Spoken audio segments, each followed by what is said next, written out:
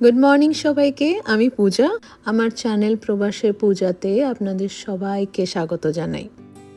বেশ বেলা করে ঘুম থেকে উঠেছি, মোটামুটি ধরুন ওই 9টা 9:30টার সময় উঠে থেকেই ভ্লগটা স্টার্ট করেছি। আজ একদম ঘুম থেকে উঠতে ইচ্ছা করছিল না। একেই বাইরে এত ঠান্ডা, শীতকালে লেপের তলা থেকে বেরোতে ভালো লাগে বলুন।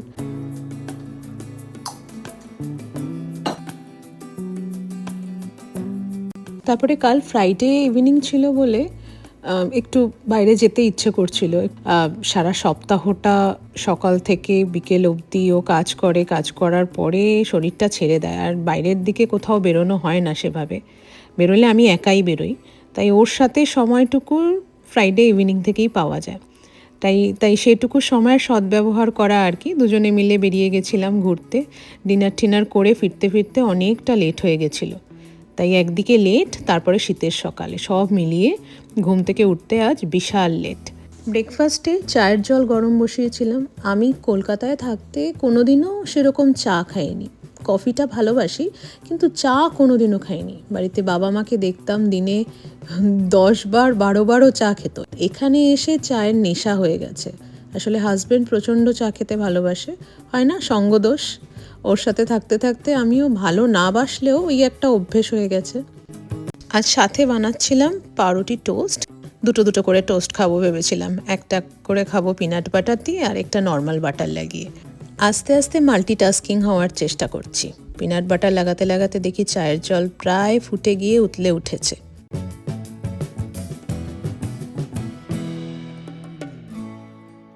চিনির স্বাদটা দুজনের আবার দুই রকম। ও খায় নর্মাল সুগার, আমি খাই ব্রাউন সুগার। চায়ে চুমুক দিতে দিতেই বেলা প্রায় 11টা বাজে। তখন মাঝখানে একটু সময় আবার নিজেকে দিতে হয়, নিজের পড়াশোনাও থাকে। 15-20 মিনিট বার করে নিয়ে পড়াশোনা করি। চিন্তা করতে বসলাম এবার দুপুরের খাবারটা কি বানাবো। রোজ ফ্যান্সি রান্না করতে ভালো লাগে না, আর সময়ও থাকে না।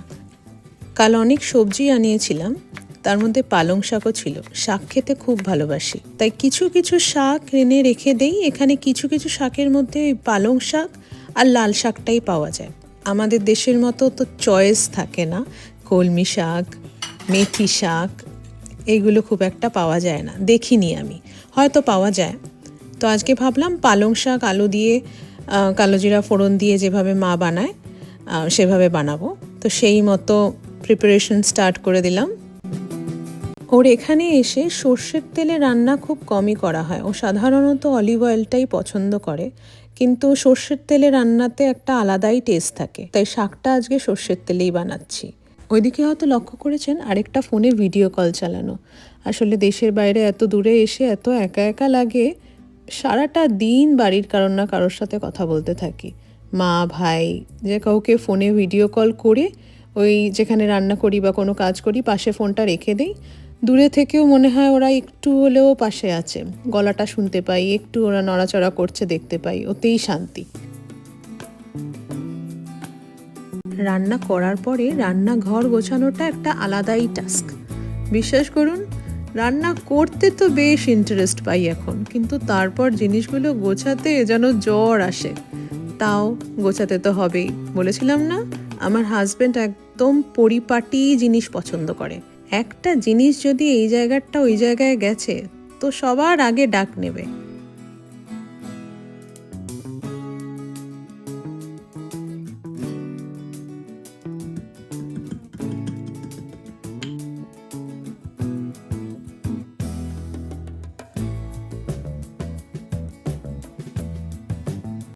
গরম ভাত, পালং শাক আর সয়াবিনের তরকারিতে আজকের দুপুরের পাত আমাদের রেডি। টিভি দেখতে দেখতে বেশ উষ্ণ একটা দুপুরের লাঞ্চ হয়ে গেল আমাদের।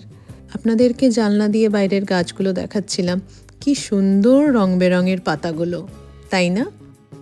সন্ধ্যের দিকে একটু বেরিয়েছিলাম ওয়াকে। কোথায় যাব? রোজ তো নিচটায় ঘুরি। আমার হাজব্যান্ড বলল পাশে নাকি একটা ছোট ওয়াটার ফ্রন্ট আছে। দেখতে ইচ্ছে করলো, যাই গিয়ে ওয়াটার ফ্রন্টটাই দেখে আসি। যেতে যেতে রাস্তার দৃশ্যগুলো দেখাচ্ছিলাম আপনাদের। আমারও দেখতে বেশ লাগে, আর আপনাদেরকেও দেখাতে ভাল লাগে। এটা একটা ইনসেক্ট ক্যাচার টাইপের কিছু লাগানো ছিল, দেখে অদ্ভুত লাগলো। তারপর নেটে সার্চ করলাম, একটু পড়লাম এটা নিয়ে। দেখতে দেখতে ওয়াটারফ্রন্টে এসে গেছি। বেশ ছোট ওয়াটারফ্রন্ট হলেও বেশ সুন্দর, মিষ্টি একটা হাওয়া চলছিল।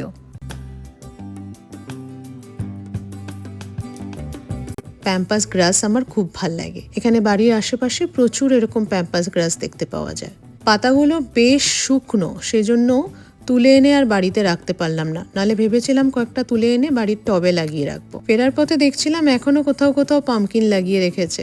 আসলে ফল সিজন এখনো চলছে। ফিরতি পথে একটা ওয়াইন শপে এসেছিলাম, হাজব্যান্ড রাম কেক বানাবে বলে একটা রামের বোতল নেওয়ার ছিল, কিন্তু পেলাম না। এমনই কেটে গেল, কাজ, রান্না, হাসি আর এইটুকু ঘোরাঘুরি দিয়ে। ওই ওয়াটারফ্রন্টের হাওয়াটা যেন সব ক্লান্তি উড়িয়ে দিল। ভালো লাগলে একটা লাইক করে দিও, কমেন্ট করো অবশ্যই, আর চ্যানেলটি সাবস্ক্রাইব করতে ভুলো না। আবার দেখা হচ্ছে পরের ব্লগে, ততদিন ভালো থাকবেন।